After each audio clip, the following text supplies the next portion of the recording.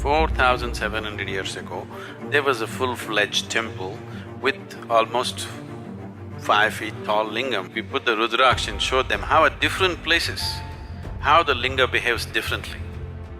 Whole of Europe was full of temples like this. I was in Turkey just 2 weeks ago. You've heard of Konya? Outside in the garden, so many broken pieces, huge faces, half faces, all kinds of things. Old temples all broken and made foundation stone.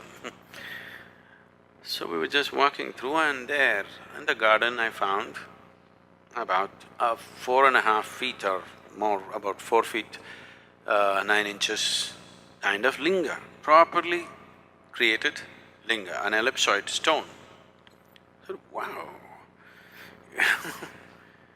And when we looked at the history and things like that, they said this is almost 4,700 years old. 4,700 years ago, there was a full-fledged temple with almost 5 feet tall lingam which was in worship. And it was consecrated that long ago, still alive. Cracked a little bit, so got disturbed, and I was just demonstrating for the few, 3-4 people who were with me. Every point in the linga is different. Different points in the linga are differently done, beautifully done piece. Whoever worked on it, they knew what they were doing, not rudimentary job, very subtle work. Still alive, 4,700 years, thrown out in the garden, not worshipped, still alive because of little bit of cracks that have happened. Some disturbances happened to the whole thing, but still there. I just demonstrated, I felt this, and then because they had to see, we put the Rudraksh and showed them how at different places, how the linga behaves differently. So, this work has been done in the past plenty, but when when my way or no way attitude came, these things were all razed to the ground in many ways.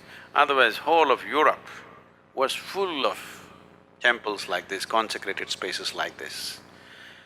These eastern temples were never built as places of prayer. Even today in India, nobody ever leads a prayer in a temple. You're not supposed to pray or worship, but you're just supposed to sit there and come.